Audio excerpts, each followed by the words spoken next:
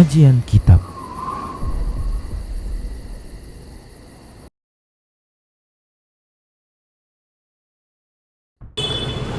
Bismillahirrahmanirrahim. Assalamualaikum warahmatullahi wabarakatuh. Innal hamdalillah nahmaduhu wa nasta'inuhu wa nastaghfiruh wa na'udzu billahi min shururi anfusina wa sayyiati a'malina. May yahdihillahu fahuwal muhtad wa may yudlil falan tajida lahu waliyyan mursyida. Asyhadu an la ilaha illallah wahdahu la syarikalah wa asyhadu anna Muhammadan abduhu wa rasuluhu alladzi la nabiyya ba'dah. Wa qala Allah subhanahu wa ta'ala, ya ayyuhalladzina amanu taqullaha haqqa tuqatih wa la tamutunna illa wa antum muslimun. Ya ayyuhalladzina amanu taqullaha wa qulu qawlan sadida yuslih lakum a'malakum wa yaghfir lakum dhunubakum wa may yuti'illaha wa rasulahu faqad faza fawzan 'azima. Ya ayyuhan nasu taqu rabbakumul ladzi khalaqakum min nafsin wahidah wa khalaqa minha zawjaha wa batha minhuma rijalan katsiran wa nisaa'a wattaqullaha alladzi tasaaluna bihi wal arham innallaha kana 'alaikum raqiba. Amma ba'd. Inna astaqal hadithi kitabullah wa khairal hadi hadi Muhammad sallallahu alaihi wasallam wa syarrul umur muhdatsatuha wa kullu muhdatsatin bid'ah wa kullu bid'atin dhalalah wa kullu dhalalatin finnar. Ikhwati fiddin rahimani Allah wa iyyakum. Kita masih dalam babu birrul walidi al musyrik, bab berbakti kepada orang tua yang musyrik. Kita telah bahas satu hadis yang dari Sa'ad bin Abi Waqqas tentang ataupun kisah bagaimana beliau mempertahankan agamanya dengan paksaan mental dari ibunya yang sangat dia cintai, dengan cara tidak makan sampai Sa'ad bin Abi Waqqas kembali ke agama nenek moyang mereka. Tapi ternyata Sa'ad bin Abi Waqqas tidak dengan mudah begitu, tidak begitu saja dengan mudah bisa berbalik dengan gerakan-gerakan yang dilakukan oleh ibunya. Dan beberapa hal yang telah kita bahas. Kemudian hadis berikutnya, an Asma binti Abi Bakar radhiyallahu anha. Dari Asma binti Abi Bakar radhiyallahu anha, qalat, dia berkata, atani ummi raghibatan. Atatni ummi raghibatan, bahwasanya ibuku mendatangiku, raghibatan, menginginkan agar aku berbakti.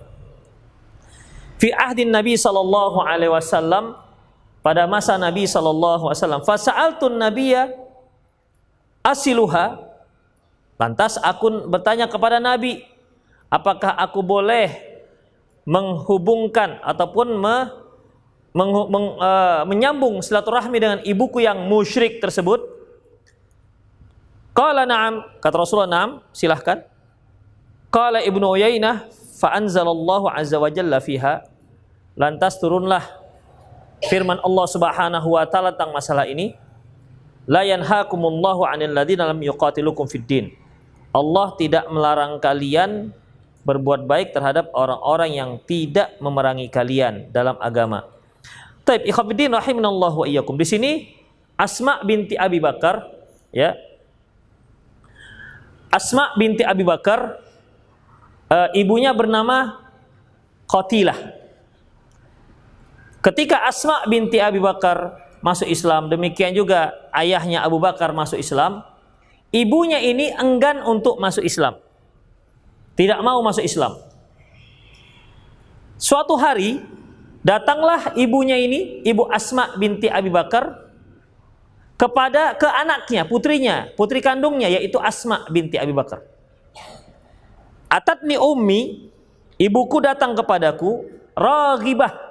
Raghibah di sini ikhwatiddin, yang dimaksud raghibah yaitu menginginkan agar aku berbakti kepadanya menginginkan agar aku menyambung tali silaturahmi kepadanya. Dalam hadis yang lain disebutkan wahiya raghimah. Bukan raghibah, tapi raghimah pakai ghain. Satu yang raghibah, yang satu pakai ba, yang satu pakai mim. Raghimah. Kalau raghibah artinya dia datang ingin agar anaknya yaitu Asma menyambung tali silaturahmi dengan dia, dan juga ingin agar anaknya Asma berbakti kepada si ibu. Dalam hadis yang lain raghimah. Raghimah ini artinya datang ibuku sementara kondisinya masih tetap tidak mau masuk Islam. Datang ibuku dalam kondisi yang tetap belum sudi untuk masuk ke dalam Islam. Dua hadis ini dapat dikumpulkan maknanya, di mana ibunya datang kepada Asma, dia masih belum mau masuk ke dalam Islam, tapi dia menginginkan agar Asma putrinya berbakti kepada dirinya. Itu ikhwatiddin. Jadi kalau ada yang berpendapat yang dimaksud dengan raghibah di sini adalah dia ingin masuk Islam, itu keliru. Ya, sebab kalau datang ibunya ingin masuk Islam, nggak akan mungkin Asma bertanya kepada Rasulullah SAW, apakah aku boleh nyambung silaturahmi dengan dia? Nggak mungkin. Kenapa? Namanya dia ingin masuk Islam. Jadi raghibah di sini dia datang ingin agar Asma berbakti kepadanya, dan ataupun raghimah dalam kondisi dia tetap tak mau masuk Islam. Makanya Asma bertanya kepada Rasulullah, boleh nggak aku berbakti dengan orang yang seperti ini? Walaupun dia adalah orang tua, boleh nggak saya berbakti seperti ini? Itu ikhwatiddin. Oleh karena itu dalam hadis sebutkan, fasa'altun nabiyya sallallahu alaihi wasallam asiluha. Aku tanya, lantas aku bertanya kepada Rasulullah sallallahu alaihi wasallam, apakah aku boleh berbakti kepadanya? Apakah aku boleh menyambung tali silaturahmi kepada ibuku yang notabene-nya masih musyrik ini? Karena ada keraguan di hati Asma binti Abi Bakar. Kalau aku sambung, kalau aku berbakti kepada si ibu, dia adalah orang musyrik yang mensekutukan Allah. Jelas orang yang mensekutukan Allah ini adalah musuh Allah. Bagaimana mungkin kita berbakti kepada orang yang musuh Allah, yang menjadi musuh Allah? Kalau aku tidak berbakti, dia adalah orang tuaku. Jadi dia berada di antara dua titik, atau waktu itu dia bagaikan makan buah si malakama. Dimakan mati bapak, tak dimakan mati mama. Berbakti kepadanya dia masih musyrik, gak berbakti, dia adalah orang tua yang diperintahkan oleh Islam untuk berbakti. Makanya dia bertanya kepada Rasulullah Sallallahu Alaihi Wasallam. Jadi para sahabat itu ketika dia ragu akan satu masalah, langsung ditanya. Ini menunjukkan bagaimana antusias para sahabat menuntut ilmu yang baik, dan tafsilnya, rincian-rinciannya. Ini merupakan implementasi dari firman Allah Subhanahu wa taala, fas'alu ahladzikri in kuntum la ta'lamun. Tanya kepada orang yang tahu kalau kamu nggak tahu. Dalam masalah ini kamu ragu, tanya. Dan orang yang tanya adalah Rasulullah sallallahu alaihi wasallam. Dan ternyata Rasulullah menjawab pertanyaannya, asiluha, apakah aku boleh menyambung silaturahmiku dengannya? Apa kata Rasulullah? Naam, iya. Kenapa tidak? Ini ikhwatiddin. Itulah jawaban Rasulullah sallallahu alaihi wasallam. Berarti walaupun ibumu musyrik, tetap kamu berbakti kepadanya. Ini juga yang disebutkan Allah Subhanahu wa taala, wa in jahadaka ala an tusyrika bima laysa laka bi ilmun fala tuti'huma. Kalau mereka berusaha mengajak kamu untuk mensekutukan Allah yang kamu gak punya ilmu di situ, fala tuti'huma, maka janganlah kamu mentaati mereka. Tetapi ingat, wasahibuhuma fid dunya ma'rufah. Ikhwatiddin, orang tua yang musyrik saja kita wajib berbakti kepadanya selama tidak melanggar syariat Islam. Apalagi orang tua yang muslim. Apalagi kedua orang tua kita soleh dan solehah, taat beragama. Jadi ikhwafiddin, bertambah besarlah dosa kita kalau kita mendurhakai mereka. Orang-orang tua yang melahirkan kita, yang mendidik kita, ya, dia juga seorang yang soleh dan solehah. Sangat besarlah dosa kita kalau kita mendurhakai mereka berdua. Kemudian ikhwafiddin rahimani Allah wa iyyakum. Lantas fa'anzalallahu azza wa jalla fiha. Lantas Allah Subhanahu wa taala menurunkan ayat ataupun firman fiha, padanya. Ha ini kan muannas. Fiha bisa artinya, maka Allah Subhanahu wa taala menurunkan firman-Nya fiha tentang permasalahan yang ditanyakan oleh tentang fiha tentang asma, kasus asma. Bisa juga fiha di sini artinya tentang permasalahan yang terkait dengan Asma binti Abi Bakar tadi, yaitu berbakti kepada orang tua yang masih musyrik. Jadi ada dua kemungkinan. Fiha pada diri Asma, tentang Asma. Yang kedua yaitu fiha tentang masalah Asma binti Abi Bakar radhiyallahu an. Maka turunlah ayat la yanhaakumullahu 'anil ladzina lam yuqatilukum fid dini wa lam yukhrijukum min diyarikum an tabarruhum wa tuqsitu ilaihim innallaha yuhibbul muqsitin. Allah Subhanahu wa ta'ala firman, tak mengapa kamu berbuat baik, kamu berbuat adil kepada orang-orang kafir yang tidak memerangi kalian dan tidak mengusir kalian dari tempat kalian. Tidak mengapa. Innallaha yuhibbul muqsitin. Allah itu mencintai orang-orang yang adil. Tak mengapa. Berarti kebalikannya bagaimana? Sebagaimana dua kajian yang telah kita pelajari. Tetapi kalau orang tua tersebut dia memerangi, dia sudah kafir, musyrik, dan memerangi kaum muslimin, maka tak layak diberikan bakti kita kepada mereka. Kenapa? Karena mereka memerangi kaum muslimin. Tapi kalau dia kafir dan tidak memerangi, maka tak mengapa kita berbuat baik. Innama yanhaakumullahu 'anil ladzina qatalukum fid dini wa akhrajukum min diyarikum wa dhaharu ala ikhrajikum antawallauhum. Yang dilarang Allah adalah orang-orang kafir yang memerangi kalian, yang mengusir kalian dan terang-terangan mengusir kalian. Jadi kalau ada orang tua kafir, dia terang-terangan mengusir kaum muslimin, maka tidak layak diberikan bakti kepada mereka. Apa layak mereka? Layaknya mereka itu diperangi. Begitu dapat disuruh tobat. Kalau enggak, itu ikhwafiddin. Namanya juga memerangi kaum muslimin. Demikian ikhwafiddin. Dan ini sudah kita beri rincian pada dua kajian yang lalu. Kemudian ikhwafiddin rahimani Allah wa iyyakum.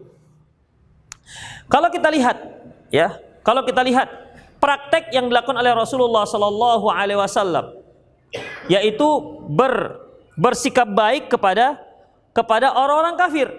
Seperti Rasulullah sallallahu alaihi wasallam menjenguk seorang anak yang agamanya Nasrani, menjenguk sakit, anak itu sedang sakit, dijenguk, ya, sebagai sikap beliau bersikap baik kepada anak tersebut. Demikian juga Abdullah bin Umar senantiasa memberi makan tetangganya yang notabene tetangga tersebut adalah Yahudi, orang Yahudi. Sehingga ada yang komplain, ada yang agak protes. Kenapa kamu berikan nafkahmu kepada orang Yahudi? Dia kan orang Yahudi, biarkan saja dia. Lantas apa kata Rasulullah apa kata Abdullah bin Umar? Dia itu kan tetangga. Sementara dalam Islam Rasulullah sallallahu alaihi wasallam bersabda, "Man kana yu'minu billahi wal yaumil akhir falyukrim jarahu." Barang siapa yang beriman terhadap Allah dan hari akhirat, hendaklah dia muliakan tetangganya. Jadi yang namanya tetangga itu ikhwafiddin, kita memuliakan tetangga itu mutlak siapapun dia. Mutlak siapapun dia. Tetangga kita ini bisa dia tetangga ini statusnya kerabat dan dia seorang muslim. Bisa. Atau dia tetangga, dia kerabat, atau dia tetangga, dia muslim tapi tak kerabat. Atau dia tetangga tapi tak muslim dan dia kerabat. Kan biasa seperti itu. Ada 4 hal. Tetangga, kerabat, muslim. 3. Berarti haknya 3. Hak sebagai tetangga, hak sebagai kerabat, dan hak sebagai seorang muslim. Hakul muslim al muslim sittun. Hak seorang muslim kepada muslim yang lain ada 6. Atau dia tetangga, kemudian dia kerabat tapi tak muslim. Kan ada kerabat-kerabat yang enggak muslim. Bisa saja sebenarnya dianya yang sudah mu'allaf, yang baru masuk Islam, sementara familia masih Kristen misalnya. Berarti dia dapat berapa hak? 2. Hak sebagai tetangga dan hak sebagai kerabat. Atau dia tetangga dan dia muslim tapi tak kerabat. Ya kan? 2 hak dia dapat. Hak sebagai tetangga dan hak sebagai seorang muslim. Atau dia hanya 1 hak dia, yaitu dia seorang tetangga, tidak muslim dan juga tidak kerabat. Itu ikhwatiddin. Jadi yang paling banyak haknya itu sudahlah tetangga, muslim, kerabat pula. Ikhwatiddin. Jadi 3 hak dia. Demikian ikhwatiddin. Jadi semua derajat tetangga ini berhak untuk dimuliakan. Man kana yu'minu billahi wal yaumil akhir falyukrim jarahu. Barang siapa yang beriman terhadap Allah dan hari akhirat, hendaklah dia muliakan tetangganya. Allah kaitkan antara memuliakan tetangga dengan iman terhadap Allah dan hari akhirat. Barang siapa yang sering bermasalah dengan tetangganya, bertetangga dengan kaum muslimin ada masalah, pindah samping masjid, bertetangga dengan masjid ada masalah juga dengan masjid, akhirnya sih pindah aja, sering masalah, berarti masalah dia ada pada keimanan pada Allah dan hari akhirat. Apakah ada seperti ini ikhwan? Ada. Masalah sholat luar biasa, ya, sholat luar biasa, jilbab luar biasa. Tetapi ketika dia bermuamalah dengan yang lain, ini yang bukan luar biasa, luar dalam sudah. Bermasalah, luar dalam. Ini bermasalah ikhwatiddin. Makanya kata Syekh Sulaiman Ar-Ruhaili, Syekh Sulaiman Ar-Ruhaili mengatakan, seorang yang sudah belajar sunnah Rasulullah sallallahu alaihi wasallam, seyogyanya membuat orang tuanya nyaman. Seyogyanya membuat orang sekitarnya nyaman dengan akhlaknya.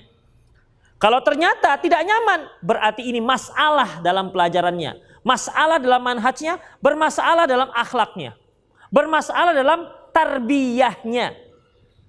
Seorang istri udah ngaji salafi, ngaji sunnah, 3 hari ngaji, debat suaminya. Misalnya, bang, abang kenapa nggak pakai jenggot? Sunnahnya itu pakai jenggot. Hari-hari sih jenggot abangnya aja yang disinggung-singgung. Begitu bangun, bang, jenggot. Bang, jenggot. Akhirnya nggak nyaman. Udah nggak nyaman. Ini ada masalah berarti ikhwatiddin. Ya, ada masalah. Kalau si anak dengan orang tua, ya orang tua kita ikhwatiddin biasalah, memang dari dulu wirid kan begitu. Wirid lah, yang maulid lah, yang tahlilan lah. Memang begitu dari dulu. Umumnya kan begitu kalau masyarakat kita, itu dasarnya begitu. Begitu lahir sudah maulid dia. Begitu lahir sudah tahlilan. Kemudian kita ngaji sekali, 2 kali, 3 kali, lantas mendebat orang tua. Risih orang tua ikhwatiddin. Risih. Ya. Jadi bagaimana? Kalau risih berarti ada masalah pada akhlak kita. Bukan berarti kita harus ikut tahlilan, enggak. Ya. Kemudian ikhwatiddin rahimanallahu wa iyyakum.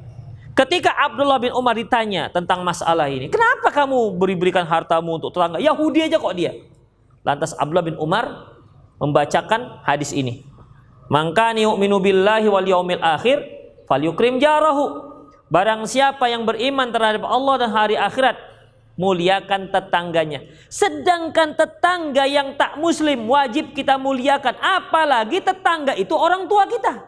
Saya ulangi, sedangkan tetangga yang tak muslim dan bukan kerabat kita wajib kita muliakan, apalagi tetangga yang tak muslim itu adalah orang tua kita sendiri.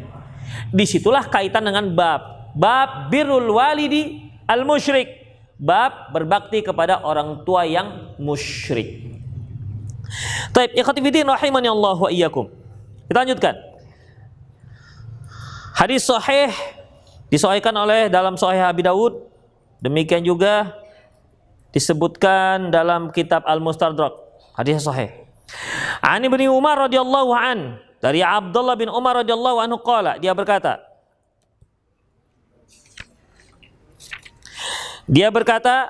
ra'a Umar radhiyallahu anhu hullata sayara'a tuba'u. Umar bin Khattab melihat ada baju hullah sayara, baju hullah sayara, ini namanya nanti kita sebut, nanti kita akan definisikan. Baju hullah sayara ini dijual. Qala ya Rasulullah, dia katakan, wahai Rasulullah, ibta' hadihi, apakah anda enggak berminat untuk membelinya? Falbishu ma yaumal jum'ah, dan supaya anda bisa pakai di hari Jumat. Wa idza ja'akal wufud, dan ketika datang utusan-utusan kenegaraan, jadi dengan memakai pakaian yang bagus. Faqal, beliau mengatakan, innama yalbisu hadhihi man la khalaqalah. Sesungguhnya yang memakai pakaian ini yang tidak ada bahagiannya untuk akhirat kelak. Fa'utiyan Nabi sallallahu alaihi wasallam minha bihulalin. Lantas suatu hari Nabi diberi hadiah pakaian yang serupa, artinya yang sejenis. Fa'arsala ila Umar bihullatin. Lantas Rasulullah menghadiahkan kepada Umar pakaian hullah tadi. Nanti akan kita sebutkan hullah apa. Faqala kaifa albisuha wa qad qulta fiha ma qulta. Ya Rasulullah, bagaimana mungkin aku memakai pakaian ini? Kan Anda sudah bilang kemarin, pakaiannya jenisnya sama. Qala inni lam u'tikaha litalbisaha. Loh, aku memberi kamu itu bukan untuk kamu pakai, walakin tabi'aha aw taksuha, tapi gunanya agar engkau jual atau engkau berikan kepada orang lain. Fa arsala biha Umar ila akhin lahu min ahlil Makkah qabla ayyuslima. Lantas Umar pun mengirimkan bajunya ini dan memberikan kepada saudaranya yang ada di Mekah waktu itu belum masuk Islam. Taib, kita rinci ikhwatiddin. Umar radhiyallahu anhu melihat ada hullah. Hullah ini ikhwatiddin, pakaian yang dua potong, yaitu izar dan rida. Izar itu kain yang menutupi bagian bawah badan, adapun ar-rida menutupi badan bagian atas. Kalau antum lihat laki-laki yang memakai pakaian ihram, itu kan hanya dua potong. Sepotong untuk bagian bawah, sepotong untuk bagian atas. Nah, itulah diantara pakaian dipakai oleh para sahabat terdahulu. Ya, kalau kita lihat memang pakaian-pakaian tradisional diantaranya ada yang seperti ini. Taib. Umar bin Khattab mengatakan, ya Rasulullah, bisa juga dia berupa sirwal, atasnya gamis, bisa juga. Tapi itulah yang dikatakan hullah adalah pakaian dua potong. Jadi kalau gamis dari atas ke bawah satu, itu bukan hullah namanya. Ya, bukan hullah. Berarti kalau antum pakai kemeja dengan celana, berarti hullah namanya. Ya, yang dipakai dia oleh akhwat itu bukan hullah.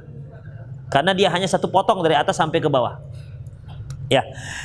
Kata Umar bin Khattab, ya Rasulullah, kenapa enggak Anda beli saja nih hullah?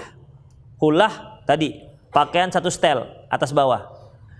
Pakaian siyara Syaro ini ikhwatiddin jenis pakaian yang kainnya itu bercampur dengan benang sutra. Dikatakan syaro karena ada garis-garis sutranya. Jadi kain tersebut ditenun dengan campuran benang sutra. Berarti kan bagus ya. Pakaiannya berarti berkilat-kilat.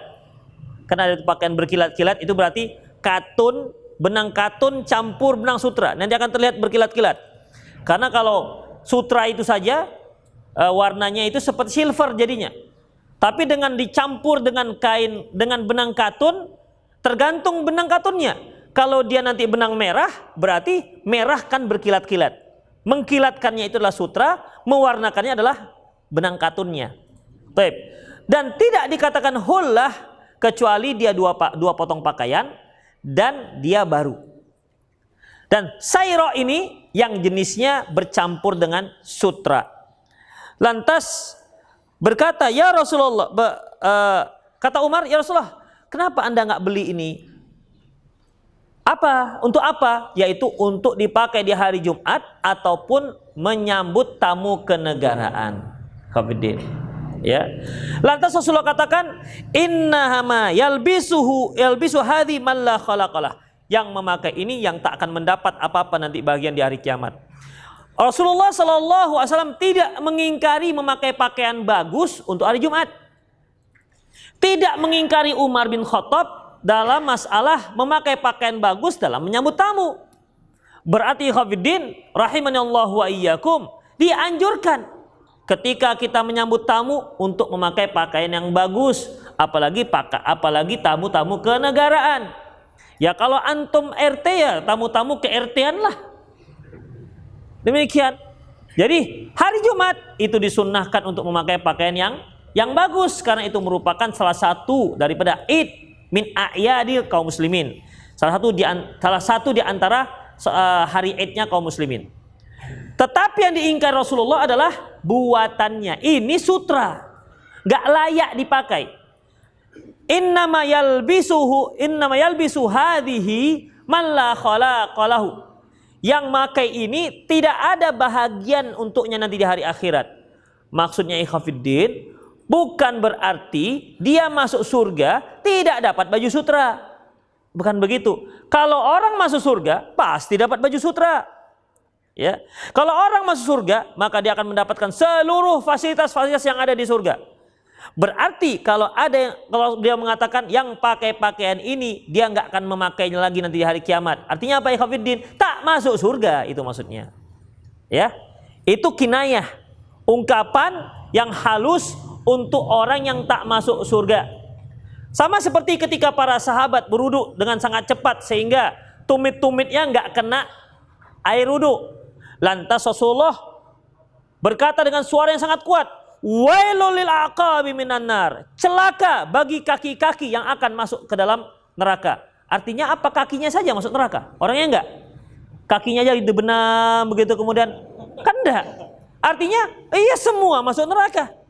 Kenapa? Yang kaki enggak kena wudu, berarti wudunya enggak sah. Kalau wudu enggak sah berarti salatnya enggak sah. Itu Khafiddin. Ya. Jadi innama yalbisu hadhi man la khalaqalah. Yang memakai ini adalah yang tak punya bahagian nanti di hari kiamat, artinya yang tak masuk surga. Kemudian fa'utiyan Nabi sallallahu alaihi wasallam bihulalin. Satu hari Rasulullah SAW mendapat hadiah dari luar, ya, berupa pakaian-pakaian. Lantas ikhwatiddin rahimani Allah wa iyyakum, sepotong pakaian hullah, ini dia. Sepotong pakaian hullah yang jenisnya sama seperti yang Rasulullah tidak ingin beli tadi itu, ya, dikirimkan kepada Umar bin Khattab. Artinya hullah ini bercampur buatannya dengan sutra. Katun yang dicampur dengan benang sutra. Dikirim kepada Umar. Umar bingung. Loh, kemarin katanya tak boleh, sekarang ngasih hadiah. Itu Khafiddin. Misalnya begini.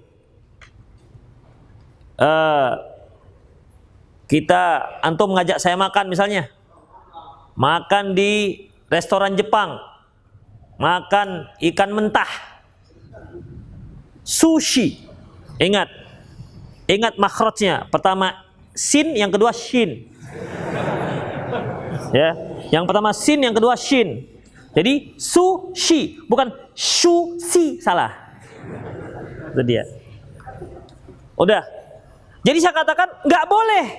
Kenapa? Karena makannya ikannya sudah dituangi, dicampur sake, yaitu khamar. Oke lah Ustadz. Suatu hari saya kirimkan antum ini jenis makanan yang sama yang saya katakan haram. Tentu kan antum terkejut loh. Apanya maksud Pak Ustadz ini? Kemarin katanya haram, sekarang malah ngasih hadiah. Apa maksudnya? Makanya Umar berkata, ya, kaifa albisuha wa qad qulta ma fiha ma qulta. Bagaimana mungkin aku bisa memakainya sementara Anda telah mengatakan begini dan begitu? Apa begini dan begitu yang dimaksud? Hah? Yang makai pakaian ini tak akan mendapatkan lagi di akhirat. Mana berani dia makai? Nah, beliau mengatakan ini lam u'tikaha litalbisaha. Aku beri kamu bukan untuk kamu pakai, tapi walakin tabi'aha, tapi kamu kan bisa jual. Itu ikhwatiddin.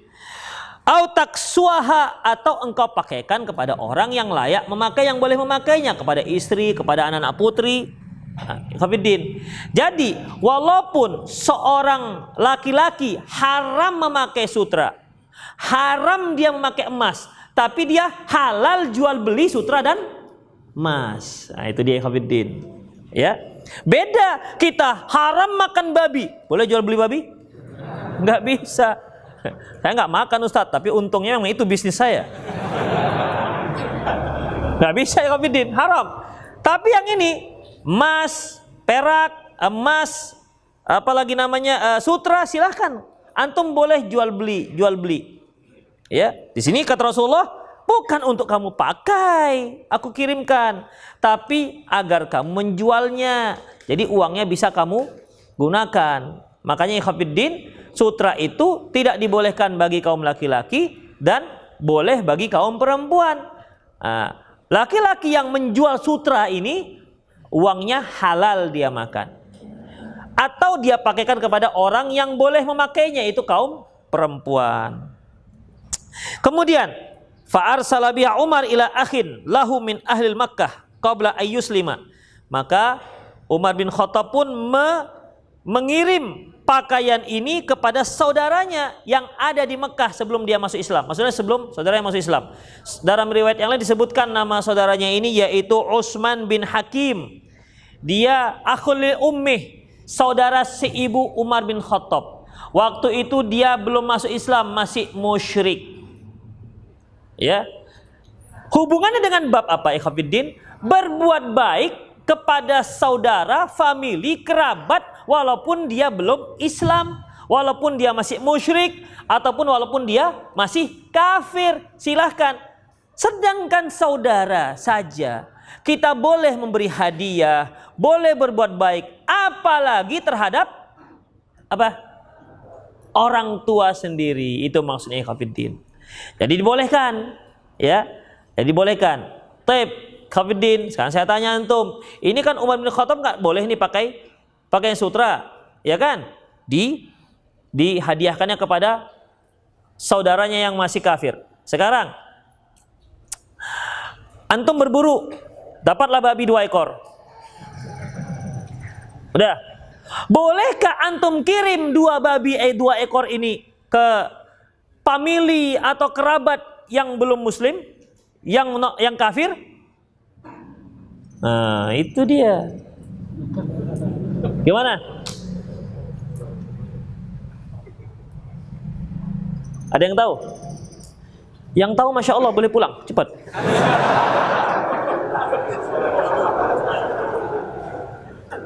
Saya ulangi. Tadi Umar bin Khattab dia nggak boleh pakai pakaian sutra. Akhirnya dia kirimkan, dia hadiahkan kepada akhun lil Akhun itu artinya laki-laki. Akhul lil yaitu saudara laki-lakinya dari pihak ibu. Nah, sekarang bolehkah kita ketika mendapatkan 2 ekor babi atau seekor babi, lantas kita kirimkan ini sebagai hadiah untuk famili atau kerabat yang masih kafir. Hah?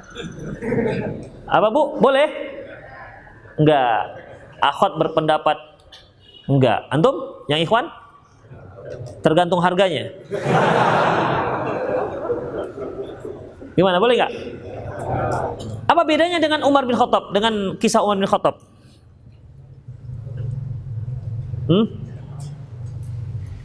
Toh yang dikasihkannya kan saudara laki-laki, bukan saudara perempuan. Beda ikhwatiddin. Kalau babi itu mutlak haram, apapun ceritanya, apapun olahannya, mau BPK, tomok lomok, rendang, sama saja. Apapun olahannya tetap haram, nggak boleh. Tapi kalau sutra ikhwatiddin, sutra ya, itu boleh kita perjualbelikan, boleh kita hadiahkan. Kenapa? Keharamannya tak mutlak. Ya, keharamannya tak mutlak. Haram bagi kaum laki-laki saja, bagi perempuan halal. Tep. Sekarang dia kan menghadiahkan kepada saudara laki-lakinya. Gimana? Sama hukumnya ketika Rasulullah memberi hadiah kepada Umar. Umar kan laki-laki kan? Umar kan laki-laki. Apa nggak boleh kita memberi hadiah sutra kepada orang laki-laki? Kan enggak. Nah, kalau dia tahu ikhwatiddin, kalau dia terima.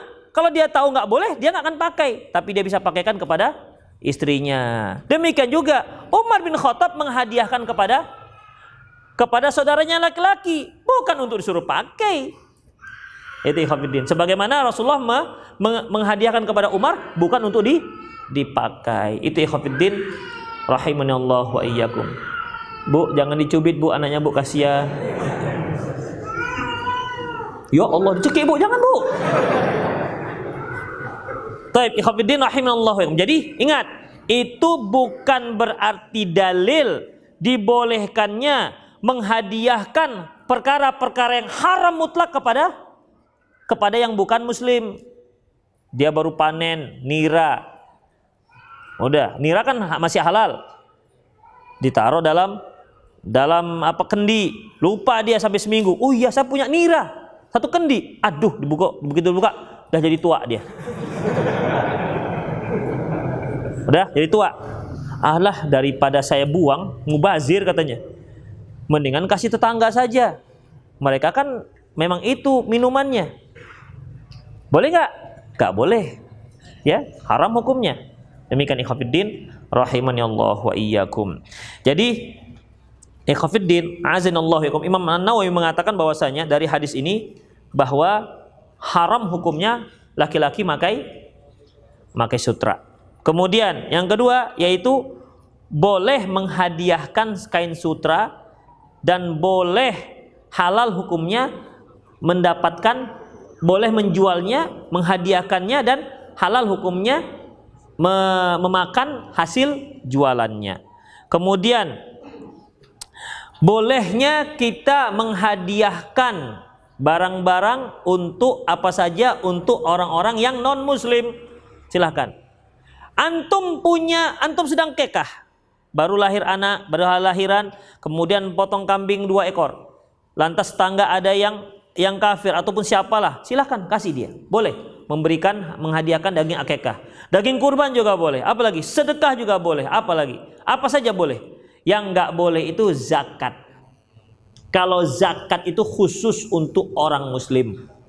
Berdasarkan hadis Rasulullah SAW ketika beliau berwasiat kepada Mu'adz bin Jabal yang akan pergi ke Yaman. Innaka ta'ti qauman min ahli kitab, ya Mu'adz, kamu akan mendatangi orang-orang ahli kitab. Faltakun awwala ma tad'u syahadatu an la ilaha illallah. Hendaklah yang pertama sekali kamu dakwahi yaitu syahadat la ilaha illallah. Di akhir hadis disebutkan yaitu fa inhum ata'uka dzalik. Kalau mereka mentaatimu juga, ya, fa'allimhum annallaha qad iftarada 'alaihim as-sadaqah.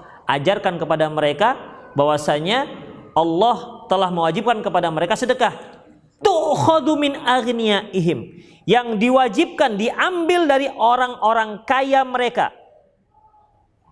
Diwajibkan pada mereka zakat yang diambil dari orang-orang kaya mereka. Siapa mereka ini? Kafir atau muslim? Saya ulangi pertanyaannya. Ayo fokus. Kalau mereka sudah sholat, ajarkan kepada mereka bahwasanya Allah telah mewajibkan kepada mereka zakat. Mereka ini siapa? Muslim apa kafir? Muslim. Ya. Tu'khadhu min aghniyaihim, yang diambil dari orang-orang kaya mereka. Siapa mereka ini? Muslim. Wa turaddu ila fuqaraihim, dan akan dibagi-bagikan kepada orang-orang fakir mereka. Mereka ini semua muslim. Ya, nggak akan mungkin mereka yang pertama itu muslim, mereka yang kedua muslim, mereka yang ketiga kafir, nggak mungkin. Ya, pastilah itu juga orang muslim, diambil dari orang kaya muslim dan dibagi-bagian kepada orang-orang miskin yang muslim. Berarti nggak boleh untuk orang kafir, khusus untuk zakat. Apakah zakat itu zakat harta maupun zakat fitrah. Kemudian ikhwatiddin, dalam hadis ini juga dibenarkannya seorang pengikut untuk memberikan saran yang baik kepada orang yang diikut. Misalnya antum punya guru, ya. Antum punya guru antum itu misal dia baunya memang agak asam. Kan ada jenis orang yang bau itu, tapi bukan saya itu ya. Udah agak bau, antum bisa, Ustadz, kalau Ustadz pakai minyak wangi itu akan lebih bagus, Ustadz. Nah, jadi yang murid memberikan saran kepada guru, tapi alangkah lebih baik lagi kasih parfumnya. Itu dia, ini parfum 1000 mawar ataupun parfum malaikat subuh. Ya kan, ikhwatiddin. Jadi itu saran namanya. Saran untuk maslahat, sang ustadz boleh. Dan sang ustadz juga nggak bisa, ente kan murid, nggak boleh kasih saran kepada saya. Nggak bisa tuh, pantang katanya. Nggak ada, ikhwatiddin. Ya, tidak seperti itu, ikhwatiddin. Rahimani Allahu wa iyyakum. Jadi boleh memberikan saran-saran al-mafdul ilal fadil, kepada orang yang kurang kepada yang lebih. Kemudian ikhwatiddin rahimani Allah wa iyyakum, hadis yang habis hadisnya. Taib ikhwatiddin, itulah dia. Semoga bermanfaat. Aku qouli hadza wa astaghfirullah li wa lakum wa lisal muslimin innahu wal ghafurur rahim. Ustaz, penulisan Muhammad sesuai dengan huruf hijaiyah, Muhammad atau Muhammad? Iya, ini yang pertama, mim, mim, M-U-H-A-M-M-A-D. Udah jelas? Nggak jelas? Ya udah, M-U-H-A-M-M-A-D. Udah betul itu, ikhwatiddin. Bagaimana dengan terpakai C? Muhammad jadi ya. Muhammad. Sebenarnya ikhwatiddin perlu kita ketahui mengenai perpindahan dari Arab ke Latin itu tinggal bagaimana orang tempatan membacanya. Ya, tinggal orang tempatan bagaimana cara membacanya.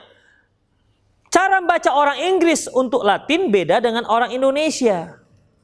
Yang penting suaranya betul. Misalnya antum menulis ini Muhammad. Udah, kalau saya baca Muhammad, udah nggak masalah.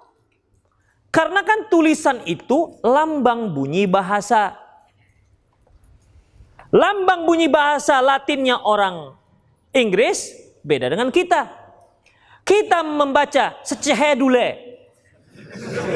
Mereka membaca schedule. Entah dari mana datangnya itu. Kan begitu ikhwatiddin. Mereka membaca George, kita membaca George. Itu dia, kita lebih jujur dibandingkan mereka.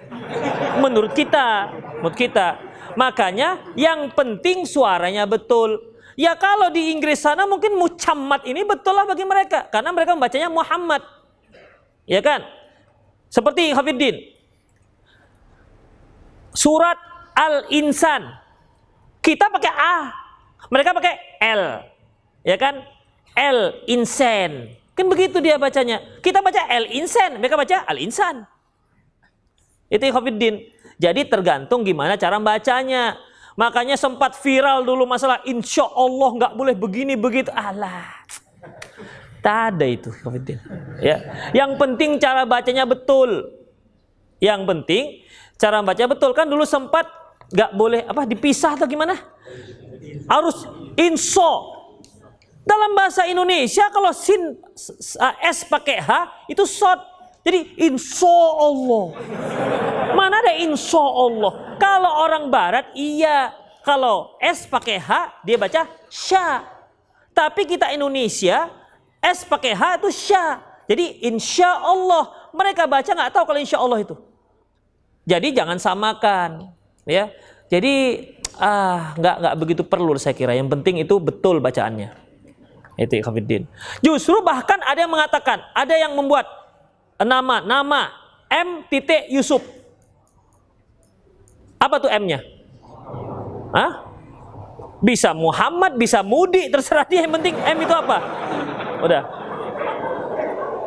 Udah. Jadi dalam masalah ini ikhwatiddin, umumnya kalau M Yusuf itu Muhammad Yusuf. Begitu ikhwatiddin. MHD biasanya juga begitu. Tergantung gimana cara membacanya. Jadi nggak masalah mau dia Muhammad, mau Mucammad, asalkan dia bacanya Muhammad, betul lah itu.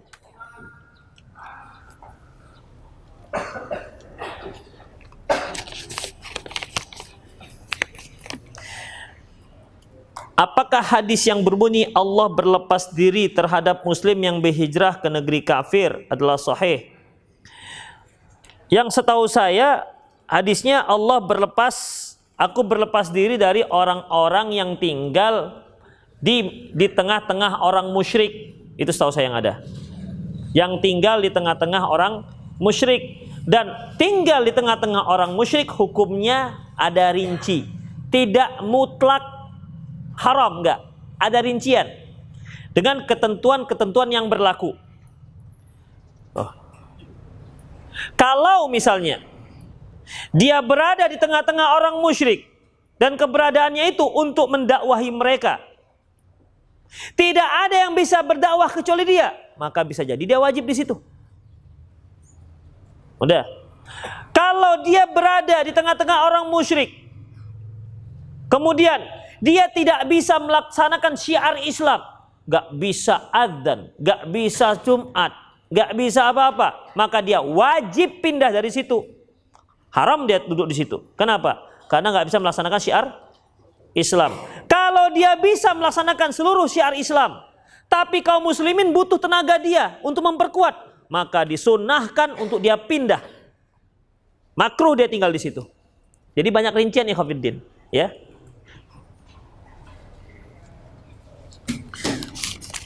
Jangan tambah lagi nih. Ini aja udah banyak.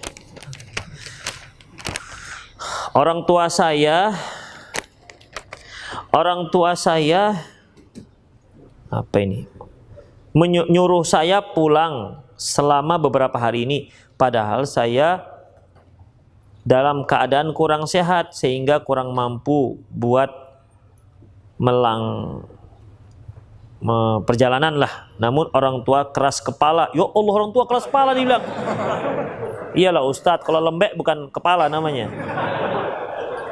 Namun orang tua keras kepala nyuruh saya pulang buat berobat di kampung, padahal masih ada libur UAS. Ini apa nih? Ustadz Abdul Somad. Apa nih UAS? Oh, jangan akhir semester. Saya kira dia ada family dengan Ustadz Abdul Somad. Padahal masih ada libur ujian akhir semester buat pulang. Jadi bagaimana Ustadz? Apakah saya pulang kampung? Pulang! Apalagi sudah keras kepala orang tuanya. Ini kan menunjukkan memang perintahnya tegas, pulang. Saya belum kuat. Kalau belum kuat nego dengan orang tua. Setelah nego dikatakan, udahlah nak, pulanglah kona. Pulang. Iya mak, tapi lagi flu, nggak apa-apa, pulanglah nanti di sini kita bekam misalnya. Sudah pulang. Wajib.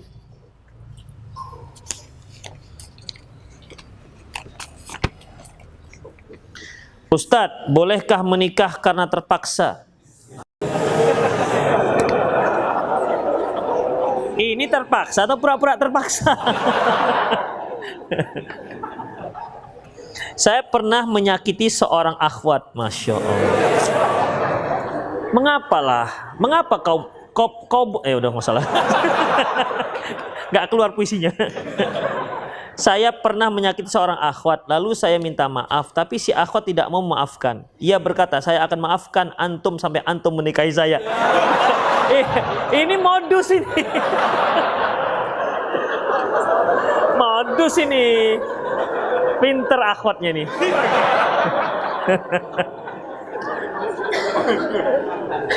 Mungkin dia kuliah di Sospol.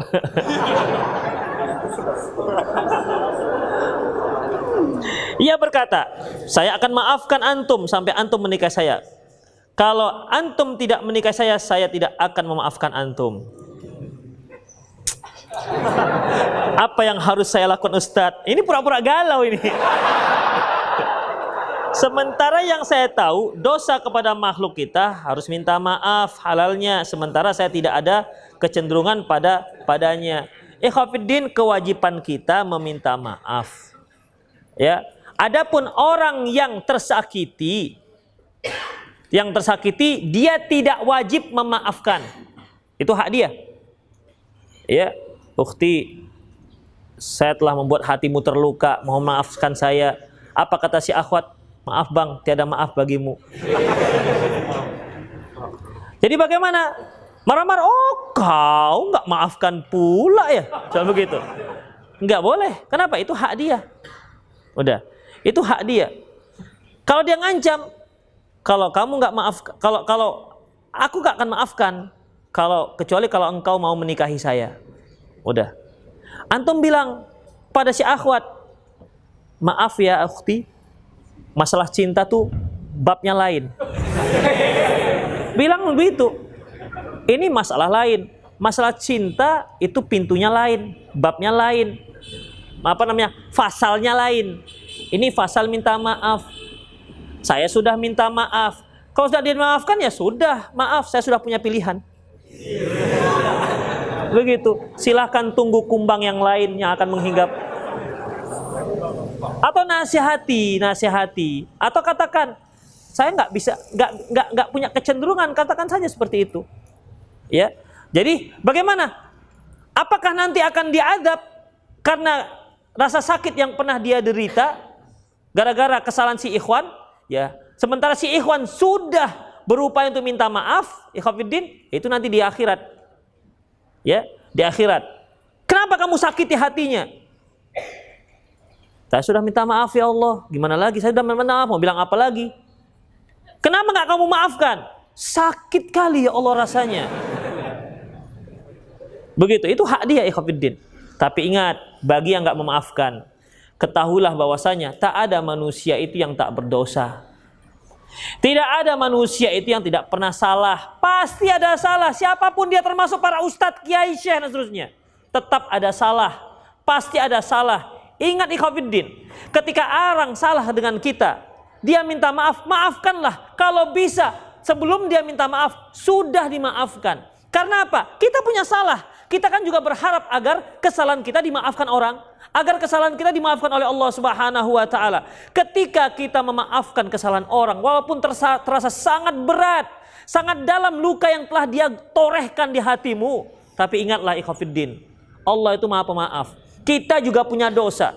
Kita berharap, ya Allah, saya memaafkan salahnya, walaupun sangat sakit hati saya menerimanya, tapi saya berharap, ya Allah, saya juga dimaafkan oleh Engkau, ya Allah. Gitu. Ya. Gitu. Karena apa? Al jaza' ma'al jinsil amal.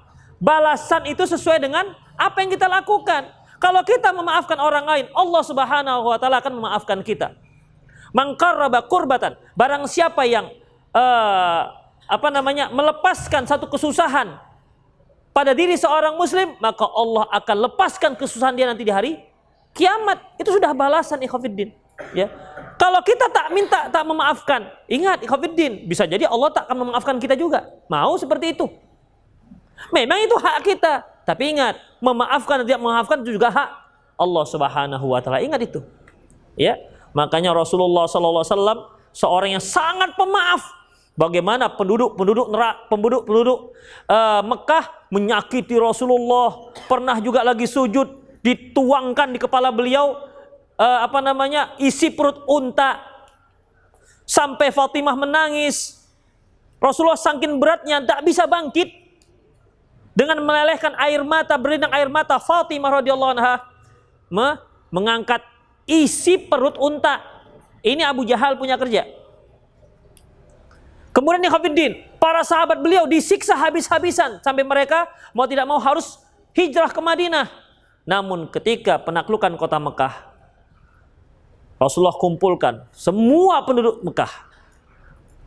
Apa kata Rasulullah? Antumul utaqa, kalian hari ini bebas, termaafkan. Masya Allah. Kalau kita digitukan, mana fulan? Pak mari. Ingat saya siapa? Begitu, kesempatan balas. Pencet kakinya, set, sakit nggak? Begitu ikhwatiddin. Itu kalau kita, ya, kesempatan biar tahu dia gimana sakitnya dulu. Ambil isi perut unta, begitu deh. Itu kalau kita. Tapi kan yang namanya Rasulullah, wa innaka la'ala khuluqin azim, sungguhnya engkau itu ya Muhammad berada di atas akhlak yang agung, bukan mulia lagi, agung. Itulah ikhwatiddin. Makanya maafkan, karena Allah juga akan memaafkan dosa kita. Ada seorang Bani Israel yang suka ngutang-ngutangi orang. Dia bilang kepada pembantunya, kalau ada yang hutang kasihkan saja. Udah. Ketika mau menagih hutang, udah, yang nggak sanggup udah lunaskan saja. Maafkan saja sudah hutangnya. Semoga Allah memaafkan saya juga. Apa kata Rasulullah? Ternyata orang ini dimaafkan Allah Subhanahu wa taala di hari akhirat. Itu dia. Al jaza ma'al jinsil amal. Bahwasanya balasan sesuai dengan amalan.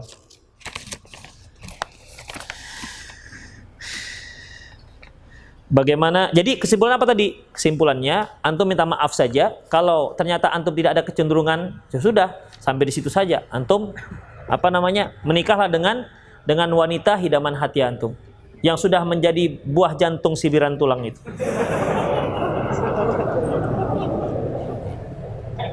Bagaimana hukumnya jika kita memberikan celana jeans kita dan jilbab kita yang belum syar'i kepada teman kita muslim? Gak boleh, ikhwatiddin. Haram hukumnya antum memberikan jilbab pada seorang muslim. Gak boleh. Hah? Ya ini kan muslim, ceritanya gimana? Saya kan zohirnya saja. Ya. Nggak boleh, maksudnya kalau antum berikan hadiah silahkan. Tapi kalau harus dipakai, ini saya hadiahkan pada antum jeans dan sepotong jilbab. Antum pakai, nggak boleh kalau syaratnya itu. Karena antum muslim, kecuali kalau muslimah. Ya. Jadi kalau jilbabnya, jeans itu bagaimana? Perhatikan ikhwatiddin. Kalau antum tahu jeans itu akan dia pakai keluar rumah, karena memang pakaiannya sehari-hari keluar rumah jeans. Sebenarnya nggak apa-apa keluar rumah pakai jeans, asalkan di luar dia pakai gamis sampai melewati kaki. Silahkan, dalamnya aja jeans. Ya, di dalam mau jeans tomang, mau jeans apa terserah, yang penting dia tertutup, nggak ada masalah. Kemudian ikhwatiddin, atau dia pakai di luar. Kan sekarang kalau akhwat-akhwat tuh pakai jeans itu biasanya sempit, ya kan? Nggak ada kombor-kombor baggy, seperti celana baggy kaum laki-laki itu nggak ada. Jeansnya itu pasti ketat, maka nggak boleh dia pakai keluar rumah. Kalau diprediksi ini pasti akan dipakainya keluar rumah, maka nggak boleh dihadiahkan. Jadi diapakan Ustadz? Masya Allah, antum potong kakinya 2, dijahit, buat gantungan, jadi antum buat gantungan tempat-tempat pensil, pulpen, begitu. Ya kreatif sedikit lah.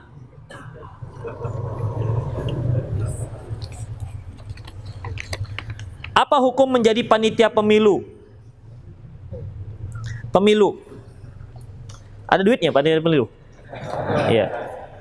Kau saja. Emang gak ada yang lain apa kerjaan? Apakah ghibah kepada non-muslim haram? Khafiddin, memang ada khilafiyah di kalangan para ulama. Karena Rasulullah katakan ketika mendefinisikan ghibah, Dzikruka akhaka bima yakrah. Engkau menyebutkan tentang saudaramu yang tidak dia sukai. Di situ saudaramu. Ya. Di situ kalimat saudaramu. Engkau menyebutkan tentang saudaramu yang kamu yang tidak dia sukai. Khafiddin, yang dikatakan saudara kita itu adalah al-mu'min, al-mu'min akhul mu'min. Innamal mu'minuna ikhwah. Orang mukmin itu adalah bersaudara. Berarti yang enggak mukmin enggak saudara. Makanya ikhwatiddin, sebagian ulama mengatakan itu hanya khusus untuk orang-orang muslim. Yang tidak dibolehkan itu untuk muslim, tapi kalau dia membincangkan orang kafir dibolehkan. Adapun pendapat lain yang mengatakan tetap tidak boleh karena ini kharaja makhrajal ghalib, artinya umumnya kita itu berbicara waktu itu berbicara tentang orang muslim karena mayoritasnya adalah orang muslim. Nah, seperti ini Khafiddin. Seperti yang biasa dilakukan oleh para akhwat, para muslim, ikhwan yang dibincang-bincangkan tentang aib orang itu aib orang kafir atau aib teman-temannya. Gimana akhwat? Biasanya dibincangkan apa? Aibnya Trump begitu. Umumnya kan kawan. Pokoknya yang biasa bergaul dengan dia. Umum begitu. Suami, teman, atau siapalah, pimpinan dan seterusnya. Khafiddin. Ya. Tapi Allahu a'lam bishawab, saya cenderungnya dengan zohirnya hadis. Zohirnya hadis itu dzikruka akhaka bima yakrah, artinya hanya untuk yang muslim saja. Adapun kafir tidak. Allahu a'lam bishawab.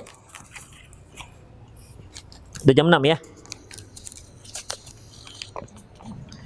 Assalamualaikum Ustaz, apa boleh berniat bernazor seorang akhwat walaupun belum kenal tetapi dia tahu ke kelas ana di kampus? Bernazor seorang akhwat walaupun belum kenal tetapi dia satu kelas ana.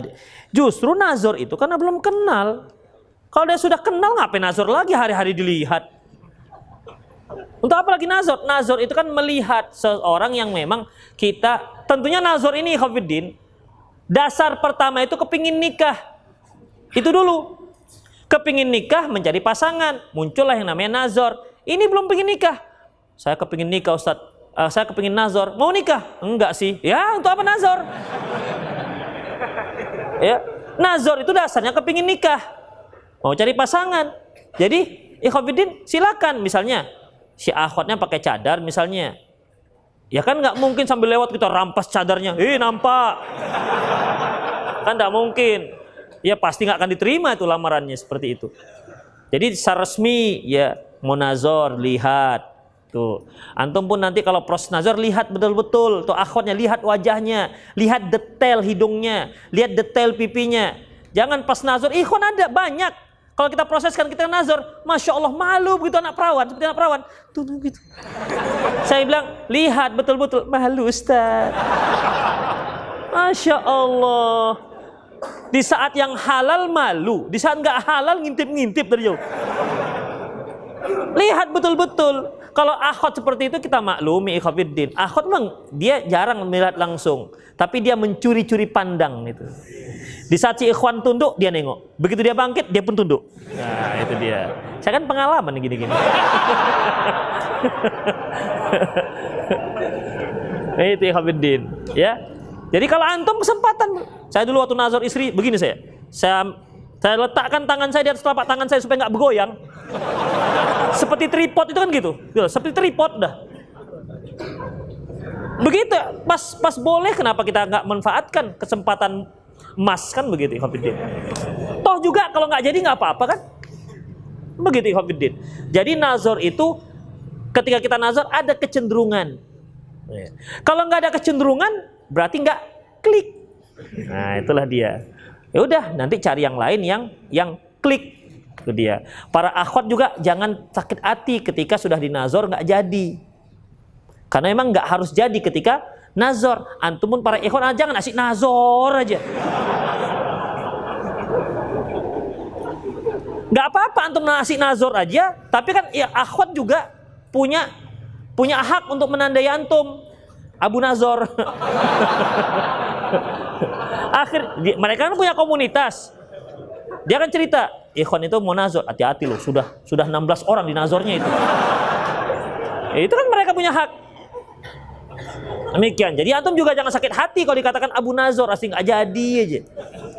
Kurang pancung Ustadz, dapat yang mancung. Kurang putih Ustadz, dapat yang putih dan mancung. Kurang tembam Ustadz. Masya Allah. Ada lagi, dapat yang tembam mancung, pendek kali Ustadz. Mau cari yang mana rupanya? Itu ya Khafiddin ya. Ini terakhir lah.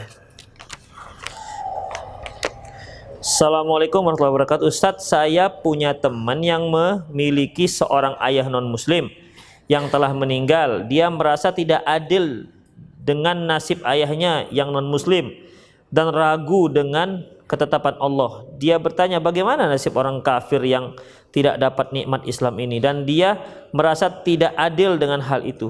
Bisa tolong dijabarkan Ustadz? Hafidin rahimanallah wa iyyakum.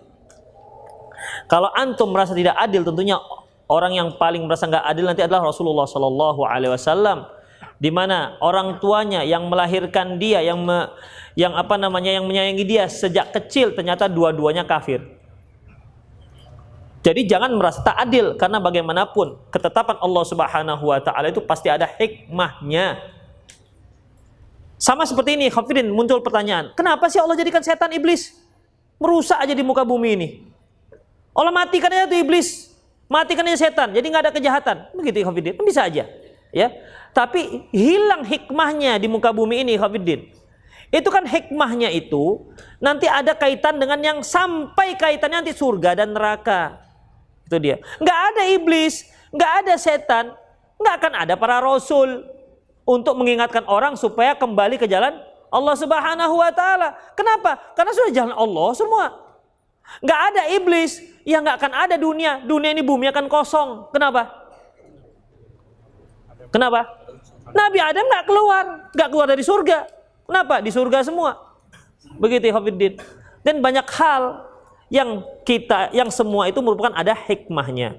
Jadi Hafidin harus berbaik sangka kepada Allah Subhanahu wa Ta'ala.